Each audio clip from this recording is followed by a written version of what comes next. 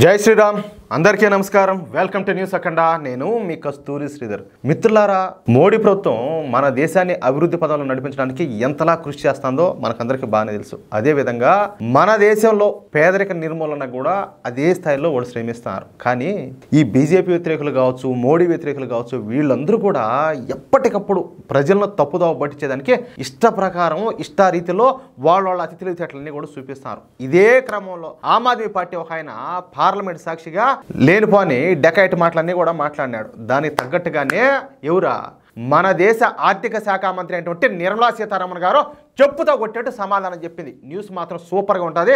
దయచేసి ఏ మాత్రం కూడా మిస్ కాకండి, ఓకేనా? ప్రస్తుతం పార్లమెంట్లో ఈ బడ్జెట్ సమావేశాలు అయితే జరుగుతున్నాయి. ఈ బడ్జెట్ సమావేశాలు ఈ నెల 13వ తేదీ నుంచి మార్చి 10వ తేదీ వరకు జరగనున్నాయన్నమాట. అంటే గత 2-3 రోజుల నుంచి ఈ బడ్జెట్ సమావేశాలు జరుగుతున్నాయి. ఇక బడ్జెట్ సమావేశాలు అంటే సహజంగా బడ్జెట్కు సంబంధించిన చర్చే ఉంటుంది. బడ్జెట్లో ఉన్నటువంటి లోటుపాట్లు, తప్పులు, మంచి చెడు, ఈ విధంగా బడ్జెట్కు సంబంధించిన అన్ని విషయాలపైన పార్లమెంట్లో లోతుగా చర్చ అయితే జరుపుతారు. అయితే మొన్న వారం రోజుల క్రితం జరిగినటువంటి ఢిల్లీ ఎన్నికల్లో ఆమ్ ఆద్మీ పార్టీ ఘోరంగా ఓటమి పాలైపోయింది. తెలుసు కదా మీకు కూడా.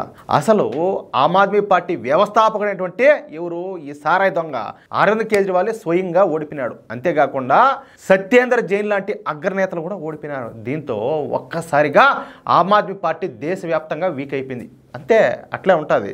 ఇకపోతే పంజాబ్లో కూడా ఆమ్ ఆద్మీ పార్టీ ప్రభుత్వమే ఉన్నది. పంజాబ్ ముఖ్యమంత్రి పేరు వచ్చేసి భగవంత్ సింగ్ మాన్. ఈ భగవంత్ సింగ్ మాను సమర్థమైనటువంటి నాయకుడు కాదు. ఏదో అదృష్టం కొద్దీ ఈ ఎవడో ఉండాలి కదా, మనకింత తూతూ పిపి అనేవాడు అన్నట్టు ఆ సోనియా గాంధీ కదా ఏది మన్మోహన్ సింగ్ని పెట్టింది కదా ప్రధానమంత్రిగా, అదే మాదిరిగా ఈ అరవింద్ కేజ్రీవాల్ కూర్చోమంటే కూర్చోవాలా, లేమంటే లేయాలన్నట్టు ఈ అసమర్థమైనటువంటి ఈ భగవంత్ సింగ్ మాను ముఖ్యమంత్రిగా పెట్టాడు.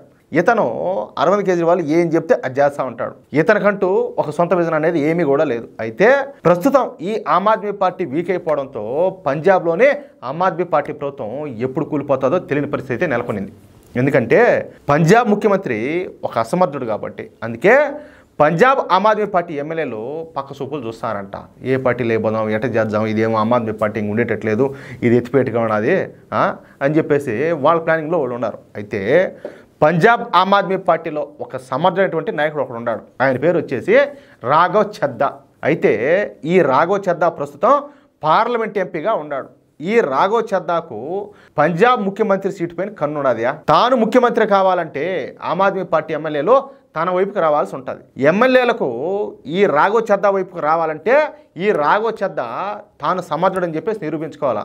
అంటే ఇప్పుడు ప్రస్తుతం ఈ భగవంత్ సింగ్ మాన్ ఉన్నాడు కదా, ఆయనకంటే నేను సమర్థుడని అని చెప్పేసి ఈయన ఆ పార్టీ ఎమ్మెల్యేలోనూ ఆ పార్టీ నాయకులు అందరిలో కూడా నిరూపించుకోవాలా. ఇక అందుకోసం ఈ రాఘవ్ చద్దా రాజ్యసభను వేదికగా చేసుకున్నాడు. తానెంత మొనగాడినో అందరికి కూడా నిరూపించుకునే ప్రయత్నం చేయాలని చెప్పేసి భావించాడు. సరేలే, ఇంక చూడండి, మీకే అర్థమవుతుంది.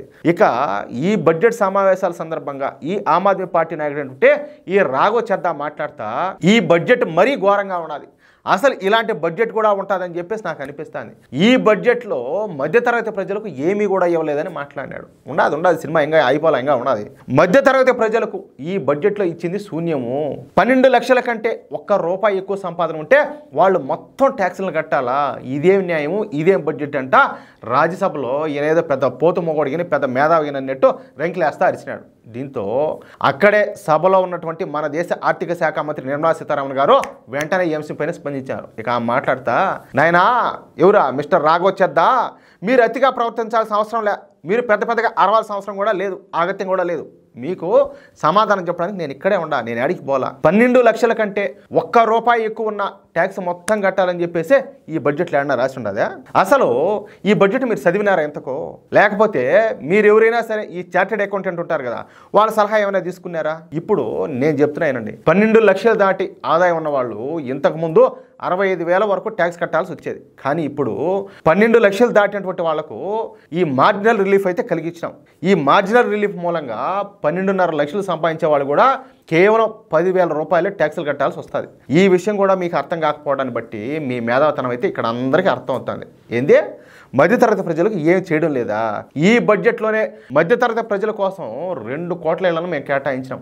వచ్చే బడ్జెట్లో మరిన్ని ఇళ్లను కూడా కేటాయిస్తాం. అదేవిధంగా మధ్యతరగతి వారి కోసం సోలార్ పథకాన్ని ప్రవేశపెట్టాం. దీని ద్వారా సోలార్ పెట్టించుకున్నటువంటి వాళ్లకు ₹78,000 సబ్సిడీ ఇస్తున్నాం. దీని ద్వారా మధ్యతరగతి ప్రజలకు విద్యుత్ బిల్లుల సమస్యలు అనేటివి ఉండవు. ఈ విధంగా మధ్యతరగతి వారికి సంబంధించి కనీసం 7 పథకాలు ఈ బడ్జెట్లో ఉన్నాయి. దయచేసి బడ్జెట్ను ఒకసారి పరిశీలించి చదివి తెలుసుకొని ప్రశ్నలు ఏంటంట, నిర్మలా సీతారామన్ గారు పార్లమెంట్లో చెప్పుతో కొట్టినట్టు ఏలా నోళ్ళు మూతపడిపోయేట్టుగా మాట్లాడింది. చెప్పాలంటే దడదడలాడిచ్చింది. అట్టే దెబ్బతో ఎవరు ఈ ఆమ్ ఆద్మీ పార్టీ నాయకుడు ఏంటంటే ఈ రాఘవ్ చద్దాకు ఉన్న పరువు ఉంచుకునే పరువు అన్నీ కూడా పోయినట్టేది. బుస్స రాలా, మళ్ళా గమ్మును గప్పు చూపని కూర్చున్నాడు. తెలిసే మాట్లాడాలా, తెలియకపోతే ఉండాలి. అన్ని పైన కింద అన్ని డిక్కీలన్నీ బంద్ చేసుకొని బిగాలేసుకొని ఎందుకు ఊరికి ఏదంటే అది మాట్లాడి బాగా వేపించుకునేది. ఏంది నాయన అదంతా కూడానా? సరే మిత్రులారా, ఈ న్యూస్ కనుక మీకు నచ్చినట్లయితే ఖచ్చితంగా ఈ న్యూస్ నలుగురికి షేర్ చేయండి. అలాగే ప్రతి ఒక్కరు కూడా మీ యొక్క అమూల్యమైన అభిప్రాయాలను ఖచ్చితంగా కామెంట్ చేయండి. ఇంకొక మాట, ఇంతవరకు మన ఛానల్ మీరు సబ్స్క్రైబ్ చేసుకోకపోతే ప్రతి ఒక్కరు కూడా సబ్స్క్రైబ్ చేసుకోండి. ప్లీజ్ సపోర్ట్ చేయండి. జై శ్రీరామ్.